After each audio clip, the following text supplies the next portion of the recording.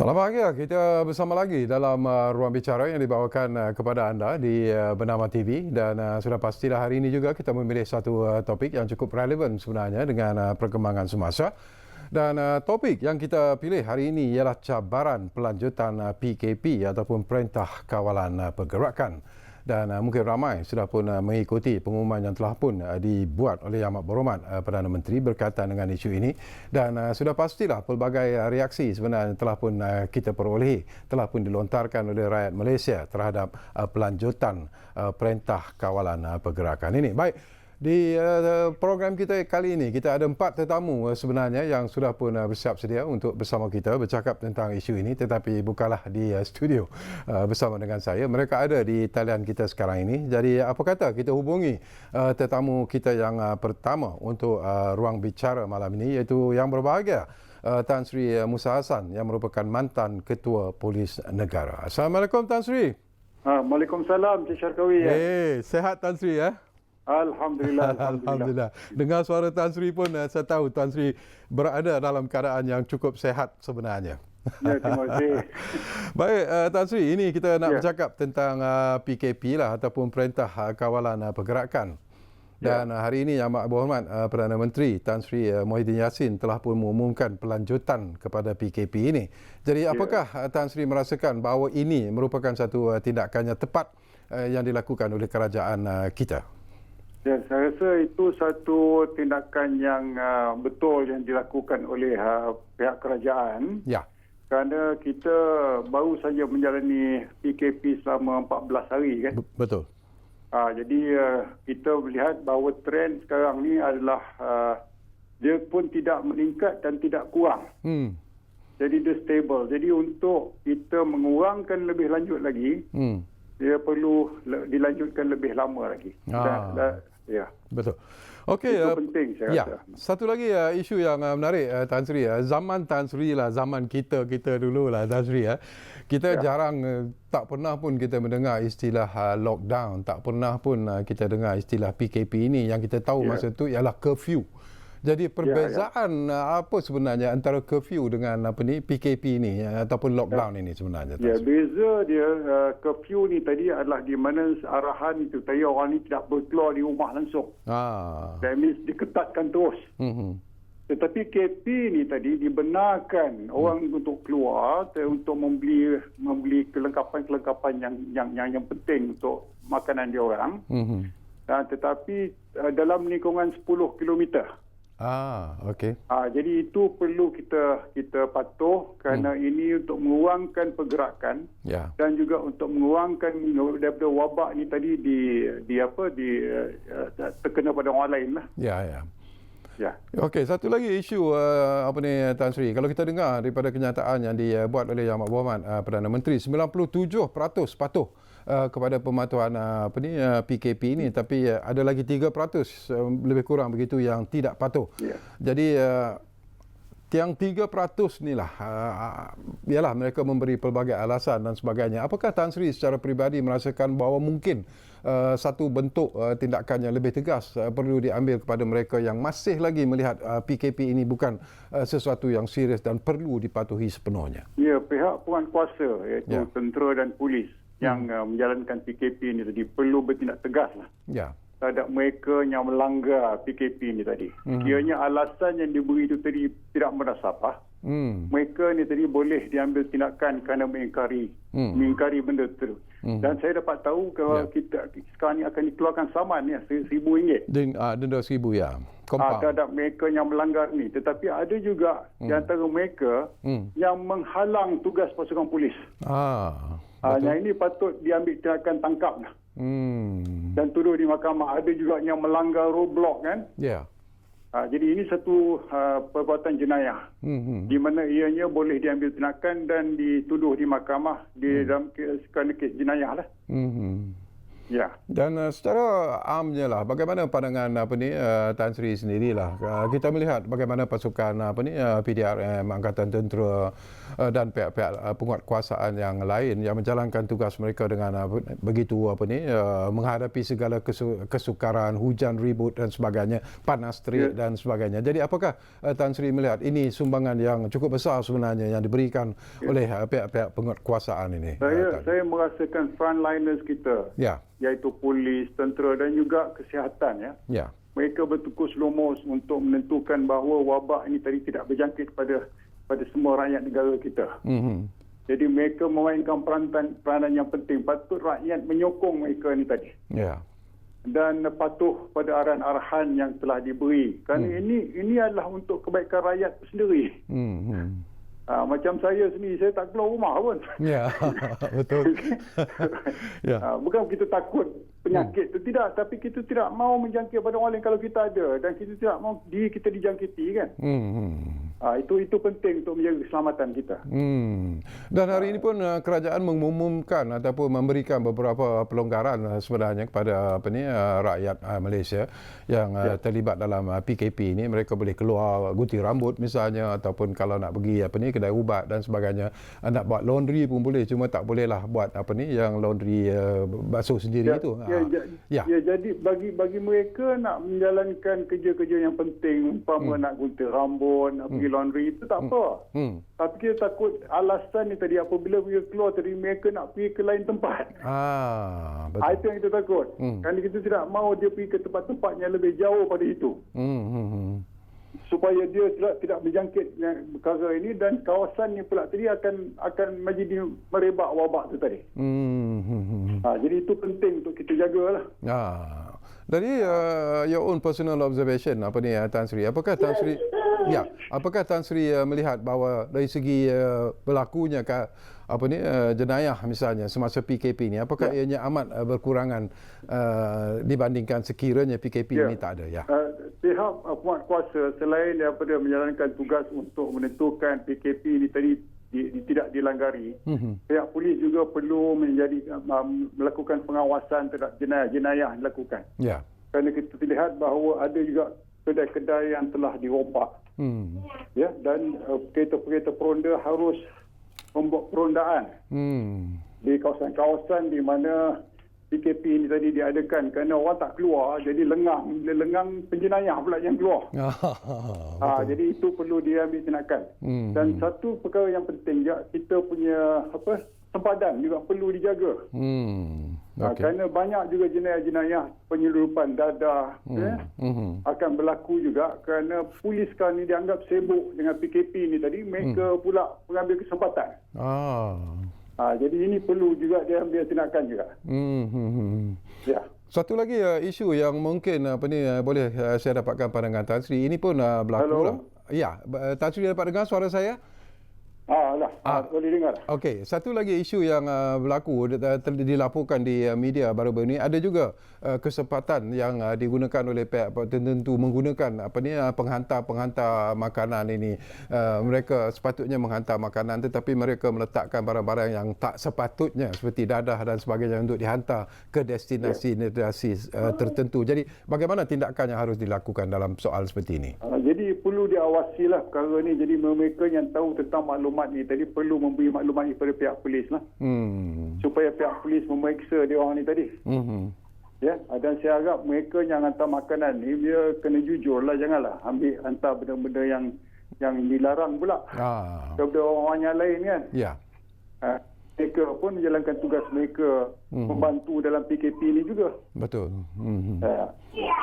Tapi apakah dari segi pembantuan itu setakat inilah yang dapat kita lihat apabila PKP ini dilaksanakan ekoran daripada COVID-19 ini. Apakah Tan Sri merasa bangga ataupun melihat sikap rakyat Malaysia mematuhi PKP ini, Tan Sri, secara keseluruhan? Ya, saya bangga dengan rakyat yang mematuhi PKP ini tadi, tetapi saya geram juga tengok ada pihak-pihak yang ingin melanggar PKP ini, terutama sekali orang-orang muda ni.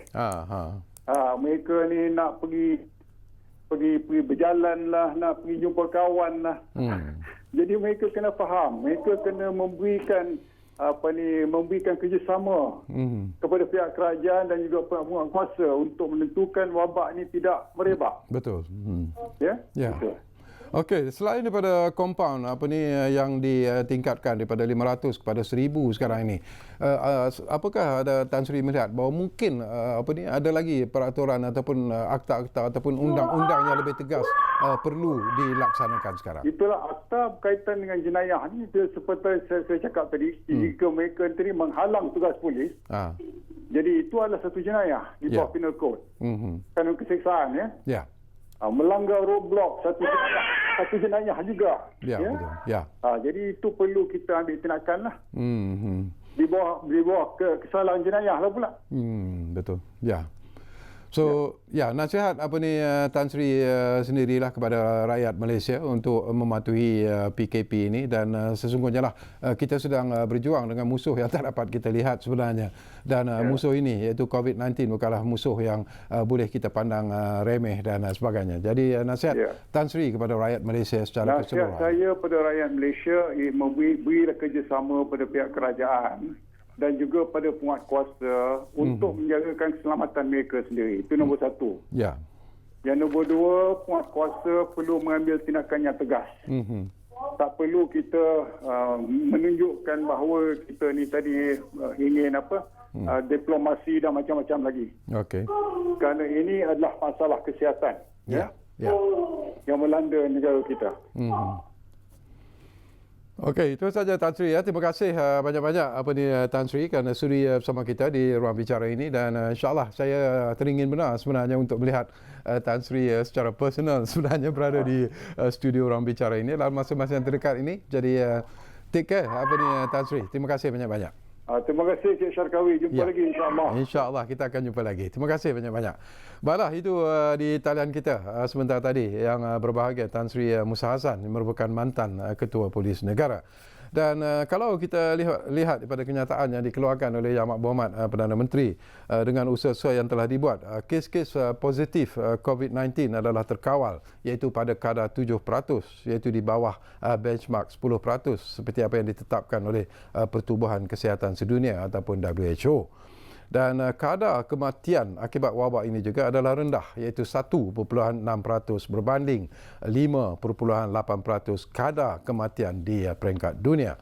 Dan satu lagi berita info yang mungkin menarik untuk kita kongsi ialah setakat ini seramai 1,830 orang pesakit telah pun keluar dari hospital. Ini bermakna 43% daripada keseluruhan yang dikatakan terkena wabak COVID-19 ini.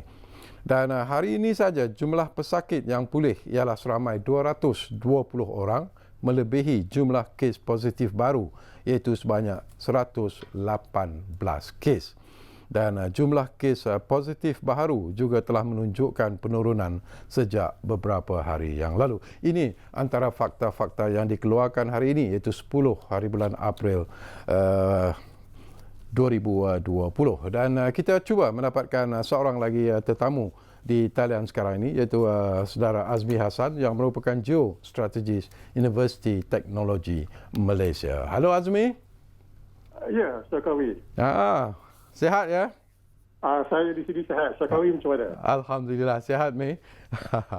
Okey Mi, kita nak bercakap tentang pelanjutan PKP ini seperti apa yang telah pun diumumkan oleh Yang Amat Berhormat Perdana Menteri. Tadi saya telah pun mendapat pandangan daripada Tan Sri Musa Hassan, bekas Ketua Polis Negara. Pandangan Azmi macam mana? Apakah ini juga merupakan satu lagi tindakan yang perlu sebenarnya dilakukan oleh kerajaan dalam usaha untuk memerangi wabak COVID-19 ini Mi? Ya, Syarkawi. Memang sudah dijangkakan bahawa sebelum ini pun, semalam pun ramai rakyat menjangkakan bahawa akan ada dikatakan disambungkan itu fasa ketiga. Kenapa rakyat menjangkakannya adalah kerana rata-rata melihat bahawa fasa pertama dan fasa kedua itu dikatakan telah berjaya mengurangkan. Maksudnya tiada dikatakan kemuncak jumlah jangkitan coronavirus ini. Jadi ini dikatakan satu tindakan yang diterima baik oleh rakyat sebenarnya, rakyat kita. Cuma yang dikatakan yang menjadi masalahnya adalah mereka yang baru pulang daripada luar negara, mereka tidak melihat betapa seriusnya rakyat Malaysia di sini mengambil tindakan PKP. Jadi itu perbezaannya antara mereka yang baru pulang dari luar negara dengan mereka yang berada di Malaysia melihat PKP itu diperlukan. Ya. Okey, Mi, satu lagi pandangan yang dilontarkan oleh ialah sebahagian mungkin daripada rakyat Malaysia sendiri yang mengatakan bahawa pelanjutan PKP ini akan menimbulkan masalah terutamanya dari segi ekonomi. Mereka yang bekerja untuk makan gaji secara harian misalnya, ini akan memberi masalah dan sebagainya. Apalagi jangkaan yang mungkin dari segi aspek ekonomi lah pada pandangan Azmi yang mungkin akan memberi masalah apabila PKP ini dilanjutkan. Ya, betul Syakawi. Dikatakan dalam 2 minggu lagi kita akan berlangsung PKP ini. Kumpulan yang paling dikatakan akan mendapat kesannya adalah mereka yang bekerja sendiri, mereka yang melakukan perniagaan secara bersendiri. Tetapi PKP fasa ketiga di Syakawi disertai dengan beberapa pengecualian ataupun dilonggarkan syaratnya, seperti katakan kedai gunting rambut boleh menjalankan perniagaan mereka, kedai laundry juga boleh menjalankan perniagaan mereka. Jadi ini dikatakan mengambil kira faktor kesihatan dan juga mengambil kira kepentingan ekonomi, terutama sekali kepentingan ekonomi rakyat yang paling terkesan sekali. Jadi ini dikatakan sebagai apabila keputusan dibuat oleh kerajaan, kerajaan melihat secara keseluruhannya impak PKP fasa ketiga ini. Tapi semua tahu bahawa PKP fasa ketiga ini diperlukan dan besar kemungkinan seperti yang dikatakan oleh Perdana Menteri itu bahawa kelazimannya adalah berlainan selepas ini. Jadi itu yang dikatakan kita perlu menghadapinya selepas pasca COVID-19 ini, Syakawi. Okey, kerajaan menyedari tentang masalah yang dihadapi oleh rakyat Azmi dalam menghadapi PKP ini, dan kerajaan juga telah memperkenalkan apa yang disebut sebagai pakej rangsangan ekonomi prihatin. Apakah secara peribadi anda melihat bahawa ini mungkin akan meringankan sedikit the so-called beban yang akan ditanggung oleh rakyat ekoran daripada pelaksanaan PKP ini, Mi? Ya, betul Syakawi. Pakej ini memang ditujukan khas kepada mereka yang paling terkesan sekali. Seperti yang dikatakan tadi, mereka yang melakukan perniagaan, sama ada PKS ataupun secara kecil-kecilan, bantuan keuangan diberikan. Paling utamanya adalah Syakawi, selepas itu pasca COVID-19 ini, bila PKP dah tak ada lagi, maksudnya adalah perniagaan boleh meneruskan perniagaan mereka, boleh meneruskan aktiviti mereka, dan yang paling penting pekerja-pekerja mereka tidak diberhentikan. Jadi itu yang paling dibimbangi. Kalau kita lihat di Amerika Syarikat, Syakawi, hampir 10 juta kehilangan pekerjaan sekarang ini. Jadi hampir 10% yang bekerja itu dah hilang pekerjaan. Jadi pakej rancangan itu adalah untuk menentukan bahawa pekerja-pekerja yang dikatakan terpaksa bercuti sekarang ini, apabila PKP ditamatkan, mereka masih ada pekerjaannya. Jadi itu dikatakan bahawa intipati pakej rancangan itu adalah supaya yang bekerja itu kekal, tidak hilang pekerjaan mereka, dan yang berniaga itu boleh menjalankan aktiviti mereka selepas PKP, Syakawi. Baik, satu lagi perkara yang saya nak kongsi bersama dengan Azmi, mendapatkan pandangan Azmi secara ikhlaslah. Kita hidup dalam suasana yang berbeza apabila kita mengalami PKP ini. Dari segi pergerakan sosial pun sudah berubah. Untuk bertemu dengan saudara mara pun menjadi agak sukar sekarang ini. apatah lagi untuk keluar daripada kawasan rumah kita pun dah menjadi satu perkara yang amat sukar dan tidak boleh dilakukan sewenang-wenangnya. Jadi apakah dari jangka masa sekiranya lah PKP ini dilanjutkan, dipanjangkan, mungkin akan menimbulkan masalah-masalah sosial pula selepas ini agaknya lah, Mi. Ya, memang tak dinafikan. Ini satu perkara barulah. Ya. Kalau Syakawi menyatakan tadi ada bezanya dikatakan perintah berkurung dengan PKP ini, tetapi kesannya PKP ini dikatakan paling minimum bulan, mungkin akan dilanjutkan, maka kesan cara hidup kita akan berlainan. Sudah semestinya kita terkurung, bukannya terkurung tak boleh keluar langsung Syakawi, tapi boleh keluar untuk keperluan tertentu, tapi kita masih tidak boleh menjalankan aktiviti harian kita secara bebas. Dan itu dikatakan akan memberi impak sosial Syakawi. Memang tidak dapat dinafikan. Tapi ini dikatakan oleh Perdana Menteri sebentar 2-3 jam tadi bahawa selepas PKP ni Syakawi, kelazimannya adalah kita tak boleh dikatakan membuat sesuatu yang lazim kita lakukan, umpamanya bersalaman ataupun berada terlampau dekat. Jadi ini dikatakan kesan-kesan sosial yang kita terpaksa hadapi. Tapi saya melihat bahawa rakyat Malaysia boleh menerimanya dan sedia menghadapinya, kerana tak lama lagi kita akan menyambut Ramadan dan selepas tu Hari Raya Aidilfitri. Saya tidak mendengar lagi dikatakan kerisauan tentang sambutan-sambutan itu kerana rakyat kita menerima. Jadi itu harapan Syakawi bahawa rakyat kita bertahan dan menerima. Itu adalah hakikatnya selepas ini Syakawi. Okey, itu hakikat yang harus diterima oleh kita sebagai rakyat Malaysia dalam menghadapi ancaman wabak COVID-19 ini. Sekiranya lah seperti apa yang Azmi sebut tadilah, PKP ini berlanjutan sehinggalah ke bulan Ramadan, kemudian menyambut Aidilfitri nanti dan sebagainya. Apakah ini juga akan memberi impak ataupun kerisauan dan juga kegelisahan di kalangan rakyat Malaysia, terutamanya umat Islam yang akan menyambut bulan puasa nanti, hari raya dan sebagainya? Ya, betul. Ini akan memberi tekanan kerana kita berpuasa dalam bulan Ramadan, tiada tarawih, dan kemudian kita menyambut Aidilfitri, tiada dikatakan sambutan besar-besaran. Itu bakal memberi tekanan yang agak besar. Dan kalau kita nyatakan kita tak boleh dikatakan berjemaah di masjid, di media sosial umpamanya Syakawi tular bahawa ditunjukkan di Turki mereka boleh berjemaah. Jadi itu dikatakan tekanan-tekanannya. Tapi saya melihat strategi kerajaan kita adalah memberitahu ataupun memberi amaran lebih awal lagi. Sebab itu dikatakan bahawa bila PKP fasa ketiga dijalankan, rakyat tak terkejut. Kerana telah diberitahu, telah dikatakan, telah diberi amaran bahawa ini akan berlaku. Jadi harapannya adalah bukan saja Hari Raya Aidilfitri, tak lama lagi ada Good Friday, tak lama 2-3 hari lagi, dan juga akan ada perayaan Easter. Jadi itu dikatakan sebagai cabaran pertama bagi semua rakyat Malaysia. Jadi ini dikatakan sesuatu yang hakikat yang kena terima, bahawa akibatnya adalah kita terpaksa berkorban, semua orang terpaksa berkorban, Syakawi. Ya, saya suka bila Azmi sebut istilah cabaran itu, Azmi, menghadapi cabaran wabak COVID-19 ini merupakan satu cabaran yang mungkin tidak kita jangkakan sebelum ini, tetapi alhamdulillah sekarang ini rakyat Malaysia sudah mula pun menyesuaikan diri dengan keadaan hakikat seperti apa yang Azmi sebut tadi. Tetapi apa yang kita perlukan sekarang ini, Azmi, dari segi menguatkan semangat kita, menguatkan dari segi psikologi kita, apa yang perlu dilakukan, adjustment seperti manakah yang diperlukan oleh rakyat Malaysia untuk menyesuaikan diri dengan keadaan yang berlaku sekarang ini? Ya, itu apa yang dikatakan, kita terpaksa conditioning kita sendiri dalam masa hadapan.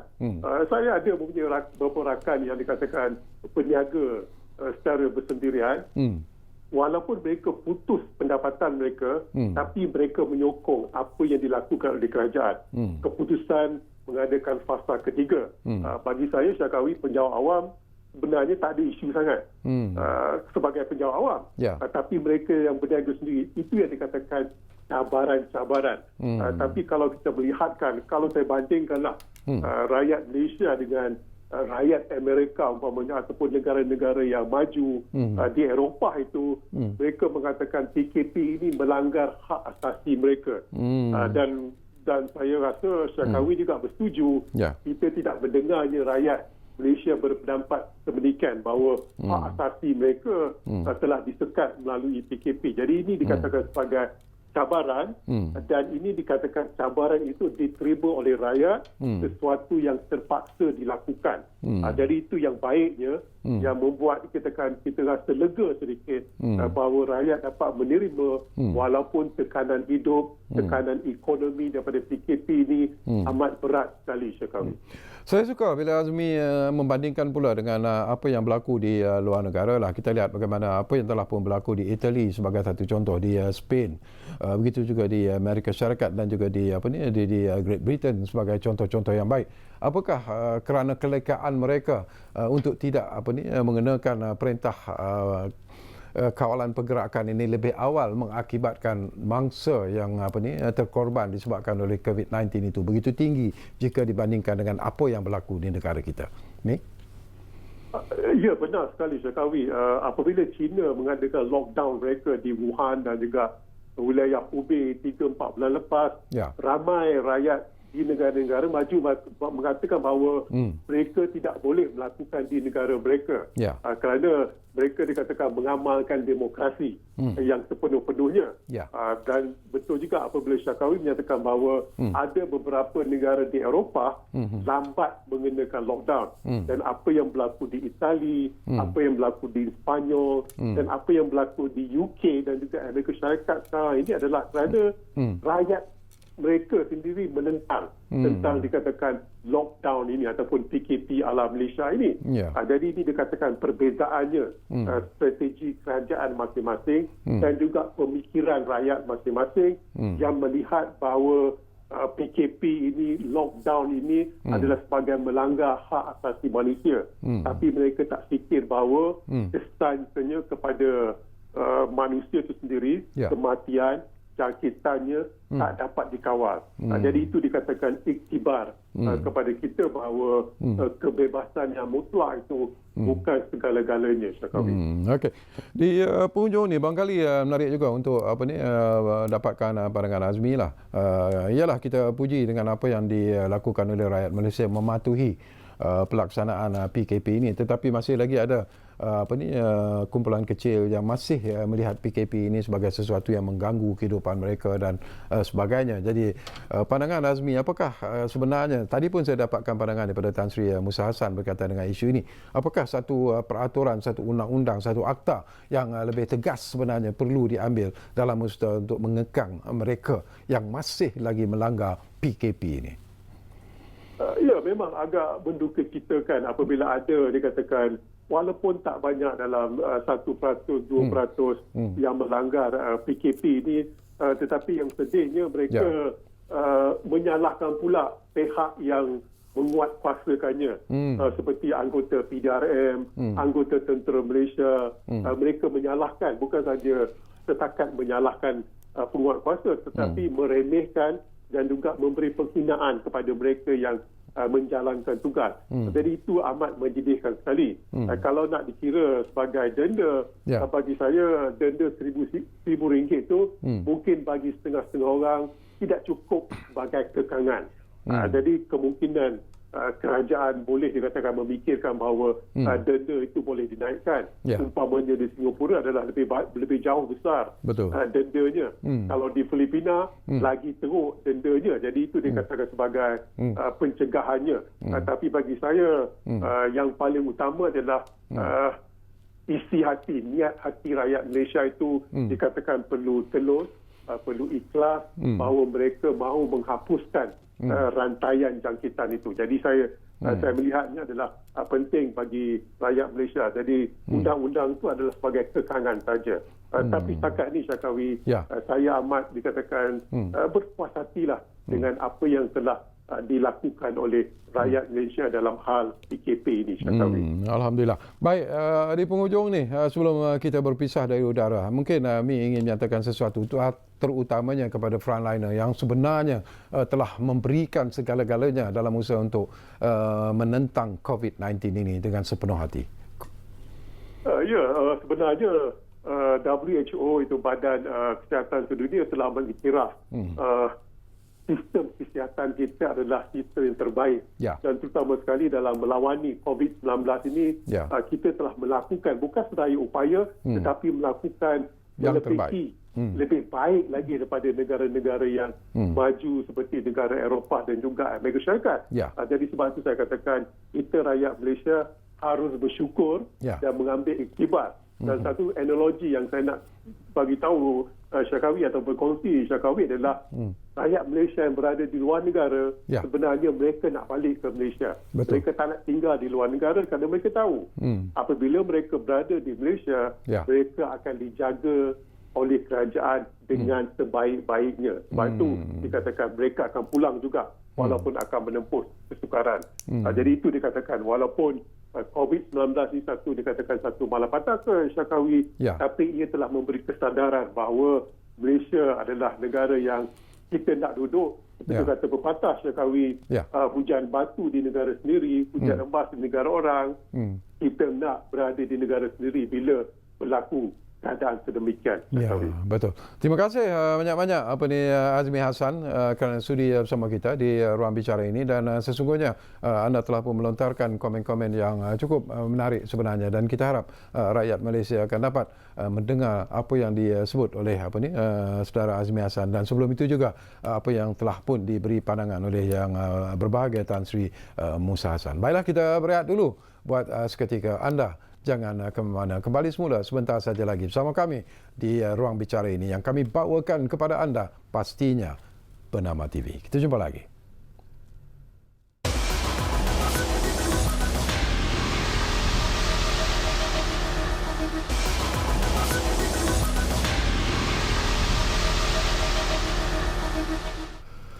Baiklah, kami berterima kasih kerana anda masih lagi bersama kami di ruang bicara ini yang kami bawakan kepada anda di Bernama TV. Kita masih lagi bercakap tentang cabaran pelanjutan PKP, dan setakat ini kita telah pun menemu bual dua tetamu melalui talian, iaitu Tan Sri Musa Hassan dan juga saudara Azmi Hassan. Dan kita ada dua lagi tetamu sebenarnya di talian kita.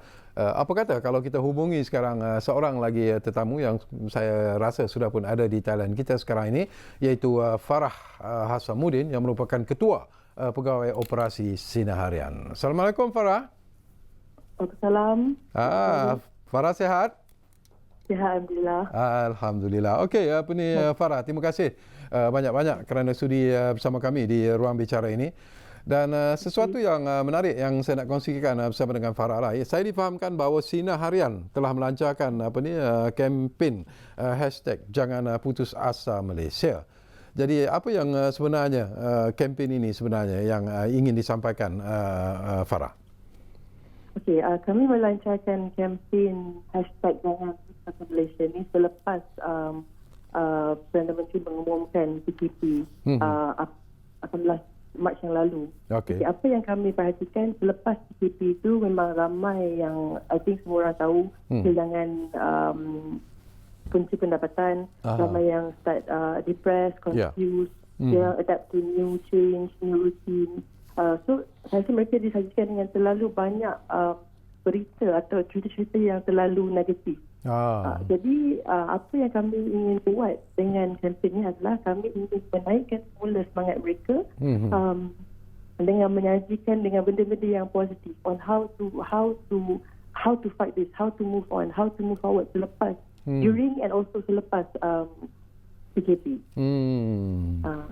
Jadi apakah anda merasakan bahawa apa yang dimainkan kadang-kadang ialah terutamanya di media-media sosial terutamanya, apakah itu sebenarnya memberi kesan ataupun impak yang negatif sebenarnya kepada semangat dan juga kekuatan rakyat Malaysia menghadapi COVID-19 ini, Farah?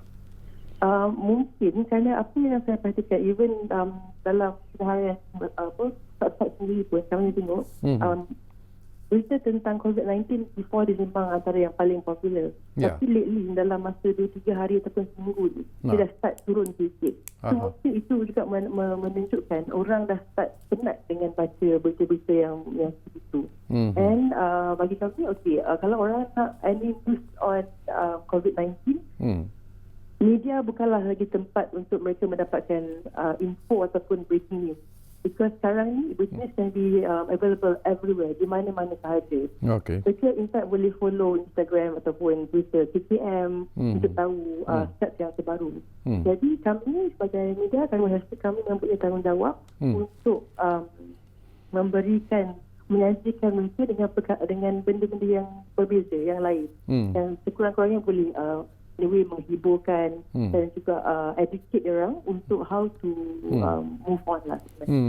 Bila Farah sebut tentang benda-benda yang lain itu dalam usaha untuk memberi semangat, motivasi kepada pembaca, apa benda-benda macam mana sebenarnya yang boleh menaikkan semangat dan juga kekuatan rakyat Malaysia menghadapi serangan wabak COVID-19 ini, Farah?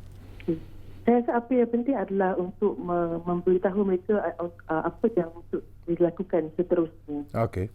Jadi bagi kami dalam Sinaharian kita ada banyak jenis konten. Kalau bahagian news, of course memang kita boleh lari daripada konten apa yang terbaru dalam untuk krisis COVID-19 ini, tapi kami juga menyediakan benda-benda yang katakanlah untuk bahagian bisnes. Kita educate orang cara untuk how to manage the business during this turmoil. Dan kalau untuk kami juga melakukan online class to teachers. And then kalau untuk suri rumah ataupun even sekarang ramai juga kaum ketua rumah yang lelaki yang pandai masak, kami juga ajar mereka untuk memasak. So at least benda-benda tu sedikit banyak lari kan daripada mereka terlalu stres lah sebenarnya. Ya, betul. Saya nak dapat pandangan ikhlas daripada Farah sendirilah. Pendekatan media cetak Farah khususnya ialah bersinar harian dalam melaporkan COVID-19 ini. Bentuk komunikasi apakah terutamanya laporan-laporan yang dikeluarkan oleh kerajaan itu dilihat telus sebenarnya? Saya rasa dalam waktu ini bukanlah waktu yang terbaik untuk mempersoalkan tentang ketelusan kerajaan dalam dalam komunikasi mereka. Sebab saya rasa dalam untuk for any government, in fact for any government untuk handle a crisis this big bukanlah satu yang mudah. And I think they are doing their level best. Yang penting rakyat semua faham. They know what to do, and I think rakyat semua faham dan menyokong. Itu yang paling penting. Betul. Dan satu lagi isu Farah, tadi pun Farah kita sebut sebentar lalu lah tentang laporan berita palsu dan sebagainya. Terutamanya di media sosial yang dimainkan begitu meluas sekali. Jadi apakah kita tahu kerajaan juga mengambil tindakan kepada mereka yang terlibat menyebarkan berita-berita palsu seperti ini, tetapi apakah mungkin dari segi penguat kuasaan yang lebih keras, undang-undang yang lebih jitu perlu diambil terhadap mereka yang terlibat melakukan jenayah-jenayah menyebarkan berita palsu seperti ini? I think saya rasa kita tak dapat lari walaupun no matter how we control, kita tak dapat lari. Sebab itu pentingnya media-media yang mempunyai integriti, yang mempunyai credibility. I think it's important untuk setiap semua rakyat, if they want to get any information, the reference should always be the mainstream media, the main news media. In fact, Sinaharian sendiri banyak kali jadi mangsa laporan palsu. Kita dah laporkan benda yang betul, tapi apa yang mereka buat, mereka ambil story tu dan edit and also and then they post on their website. Betul. Di penghujung ni barangkali Farah, nasihat Farah kepada rakyat Malaysia, nasihat Farah kepada mereka supaya betul-betul meneliti dan melihat dan juga mendapat laporan-laporan yang betul dan telus sebenarnya dan tidak mempercayai apa saja yang dilontarkan dalam media sosial. Nasihat anda? Nasihat saya rasa refer to the right media. Dan saya setuju dengan setiap arahan kerajaan. Okey, terima kasih banyak-banyak kepada Farah Husamuddin, iaitu Ketua Pegawai Operasi Sinar Harian, kerana sudi bersama kita di ruang bicara ini. Dan insyaAllah barangkali Farah, di masa-masa yang akan datang kita mungkin dapat duduk di set ruang bicara ini untuk bercakap tentang isu ini, kerana ini merupakan satu lagi isu yang cukup penting sebenarnya untuk kita sama-sama. Jadi terima kasih sekali lagi kepada Farah Husamuddin, iaitu Ketua Pegawai Operasi Sinar Harian.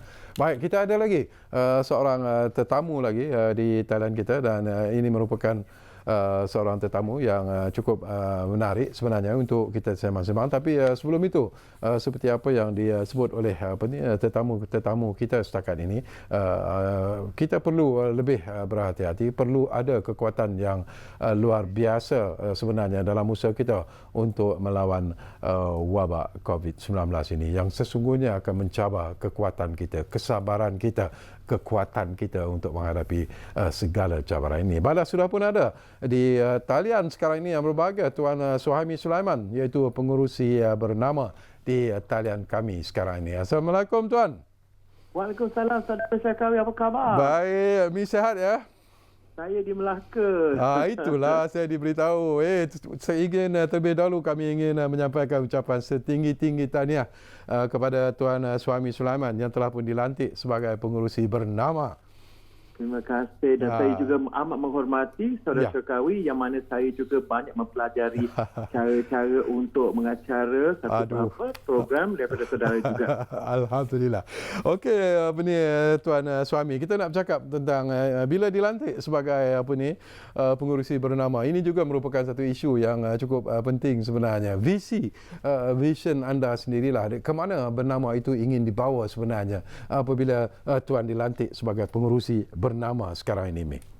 Oh, saya telah pun dalam temubual saya yang pertama bersama dengan Bernama Radio, telah pun saya katakan Bernama mempunyai satu kekuatan, kerana saya tahu, kerana saya telah menjadi konsultan di Bernama selama 6 bulan sebelum pelantikan ini. Jadi saya tahu ada banyak kekuatan yang ada dalam Bernama. Jadi saya kata, mengapa Bernama tidak boleh menjadi jenama berita nombor 1 apabila kita bercakap tentang thought leadership. Kerana apabila kita ke depan dalam pemikiran kita in thought leadership, kita secara sendirinya akan dilihat sebagai credible dan juga relevant. Jadi pada saya Bernama, you must be the number one brand when it comes to thought leadership. Jadi di situlah kita halat tuju kita, dan saya telah pun mengeluarkan kertas strategi saya kepada pengurusan tertinggi Bernama, dan kita sekarang sedang menuju ke arah itu. Saya rasa itu bukan rocket science.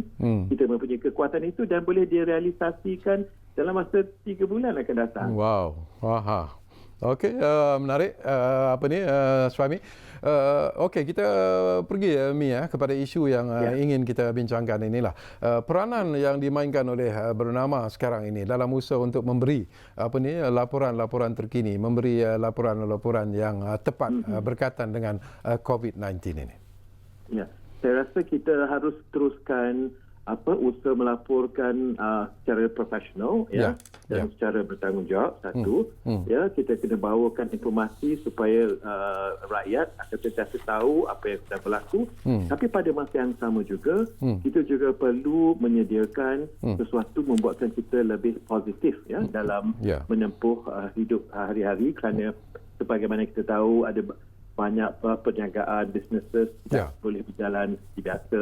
Kadang-kadang orang tu akan rasa tertekan. Jadi kita juga kena juga ada banyak cerita ataupun berita tentang bagaimana orang mengubah cara mereka membuat perniagaan, mungkin ramai yang pergi online dan sebagainya. Kerana itu memberikan kita kita boleh berfikiran lateral sikit. Dan bila mereka lihat contoh-contoh itu, mereka juga dapat seolah-olah menyokong apa yang mereka buat. Jadi itu penting juga. Apabila kita menempuh sesuatu krisis, kita ada dua. Satu, kita mungkin sedih dan kita juga akan berasa tak berapa selesa. Tapi pada masa yang sama, kita kena mempunyai semangat yang kental dan terus membina satu kehidupan ini dengan cara yang lebih bijak. Jadi itu juga saya rasa Bernama sedang lakukan sekarang ini. Jadi itu kita akan tambah lagi supaya kita dapat berikan terbaik kepada semua penonton, pembaca dan juga pendengar kita. Sesuatu yang menarik bila Tuan Suami sebut tentang yalah kita berada dalam krisis sekarang ini menghadapi wabak COVID-19 bukanlah sesuatu yang mudah sebenarnya. Ia memerlukan satu kekuatan dan kesabaran yang luar biasa daripada rakyat Malaysia. Tetapi media-media juga harus memainkan peranan mereka, termasuklah Bernama sendiri. Dan apakah anda merasakan bahawa terutamanya lah media-media kerajaan seperti Bernama dan juga RTM harus melihat kepada satu dimensi yang mungkin lebih efektif sebenarnya dalam usaha untuk memberi semangat dan kekuatan kepada rakyat Malaysia menghadapi COVID-19 ini? Ya, saya rasa itu sudah pun berlaku, ya. Cuma saya rasa kita akan melihat dia berlaku dengan lebih banyak lagi kandungan ataupun program ataupun perbincangan yang mana ia akan membawa maksudnya kita melihat pelbagai perspektif yang lebih positif. Ya, maksudnya sebagaimana yang dikatakan oleh Perdana Menteri sebelum ini, this is not the new normal. Apakah maksud new normal itu? Lepas ini kita akan berfikir dua kali untuk membuat sesuatu, ya. Jadi kalau bersalam pun kita tak akan bersalam, tapi kita dengan cara tertentu untuk menghormati orang. Jadi kita kena lihat dimensi yang berbeza. Jadi secara tak langsung fikiran kita juga lebih kreatif. Jadi yang pentingnya apabila ada krisis ataupun masalah, ya, itu akan ada opportunity, akan ada peluang untuk kita memperbaiki diri kita. Saya buat ni kerana saya juga menjalankan perniagaan. Jadi saya banyak berubah perniagaan saya kerana itu dipaksa oleh keadaan dan kita menjadi pandai akhirnya. Jadi cerita-cerita bagi sedemikian kita perlu ketengahkan supaya pada masa kita berjaga-jaga, ya, supaya kita dapat menangani segala ini. Pada masa yang sama kita juga harus ke depan dan kita bersikap positif dan kita kembalikan kekuatan kita dan kita menjadi satu negara yang kuat dan kita mempunyai semangat untuk terus berjuang untuk memperbaiki hidup kita. Pandangan Tuan Suami sendiri Tuan, ini berkaitan dengan fake news lah. Ini pun ini menjadi isu yang diperkatakan dengan begitu meluas sekali. Dan kerajaan sendiri pun dalam setiap hari kenyataan-kenyataan yang dikeluarkan mengatakan bahawa mereka memberi fakta-fakta berkaitan dengan berita-berita palsu, ya, terutamanya berkaitan dengan COVID-19 ini. Jadi apa yang perlu dilakukan oleh media-media dalam usaha untuk memerangi pengeluaran ataupun penyebaran berita-berita palsu di media-media sosial ini? Okey, media juga berperanan apabila ada sesuatu berita ataupun satu yang mereka rasakan tidak berapa betul. Mereka boleh buat fact checking, ya. Jadi kemudian mereka akan kata ini tidak benar. Jadi kita sentiasa perlu membuat itu. Satu. Tetapi pada mereka yang menerima berita, mereka juga harus pandai dan tahu menilai apabila berita itu datang dari sumber mana. Ya. Jadi mereka perlu tahu selain daripada berita ini, kalau online kita dah lihat ada satu kebaikan yang berlaku lepas ini, bila berlakunya krisis seperti ini, mereka menjadi pandai, mereka dapat satu informasi, mereka akan cek, mereka akan semak dengan media-media yang memang telah ada credibility. Contohnya Bernama, RTM, awalnya The Star, Media Prima dan sebagainya, supaya tengok, ini mungkin tidak benar kerana ini tidak dilaporkan oleh media-media yang established. Jadi itu salah satu cara untuk menentukan ini tidak benar, ini fake news. Ya. Jadi mereka juga terlihat ada kepandaian itu. Tapi saya rasa kita juga sentiasa harus mengingatkan mereka, okay, this is the way to check. Kalau ada keraguan, semak balik sama ada ini dilaporkan oleh media-media perdana ataupun media-media yang telah pun dilihat sebagai kredibel. Pandangan Tuan Suami sendirilah yang begitu lama dalam bidang komunikasi ini, ya. Barangkali ialah tadi pun Suami sebut tentang pendekatan yang harus berubah dan sebagainya. Terutamanya untuk menarik generasi muda sendirilah untuk menumpukan perhatian kepada media-media yang dianggap media kerajaan seperti Bernama, begitu juga dengan RTM dan sebagainya. Bagaimana nak menarik golongan ini supaya mereka menonton saluran-saluran di Bernama maupun di RTM sebagai contoh? Okey, kalau kita ambil kelas marketing pemasaran, kerana saya belajar bisnes, ya. Jadi kalau kita ambil kelas marketing atau kelas pemasaran, yang asasnya atau orang kata marketing 101, dia akan kata you fulfill the needs and wants of your customers. Ya, kita memenuhi selera pelanggan-pelanggan kita. Betul. Jadi apabila kita lihat segmen kita, kalau generasi itu berbeza. Generasi saya berumur 58 tahun. Tapi kalau saya cakap gaya orang 58 tahun kepada orang yang lebih muda, dia tidak menarik kepada mereka. Jadi kita kena pandai menggunakan kelebihan berkomunikasi, memahami setiap generasi itu, ya, supaya kita boleh berkomunikasi mengikut lenggok mereka, tetapi message yang kita nak sampaikan itu tidak berubah. Jadi itu perlu ada kepandaian dalam tukang cerita. Pemberita ni macam tukang cerita lah. Betul, ya. betul. Jadi kita kena relevan. Kalau kita tidak relevan, orang tak akan boleh associate dengan brand kita. Orang tak akan boleh memahami kita, maka kita akan dipinggirkan. Jadi untuk apa-apa media pun, dia kena satu, relevan. Kedua, dia kena credible. Ketiga, dia kena cepat. Accurate and fast. Kalau tak ada benda-benda ini semua, susah orang nak mendekati kita dan kita nak mendekati orang lain. Dan juga yang sangat penting dalam dunia pemberitaan adalah you inform, you educate and you entertain. Kalau kita tak ada salah satu tu, maka kalau tak ada irama dan lagu, kalau dipisahkan, pincanglah seni. Begitulah juga dalam berita. Okey, menarik Suami. Satu lagi persoalan juga yang saya nak kongsi bersama dengan Tuan Suami. Ini berkaitan dengan kita menghadapi PKP ini ataupun Perintah Kawalan Pergerakan ini. Ini mengubah cara hidup kita sebenarnya. Sekaligus juga memberi kesan-kesan sama ada positif ataupun negatif dari segi psikologi kita dan sebagainya.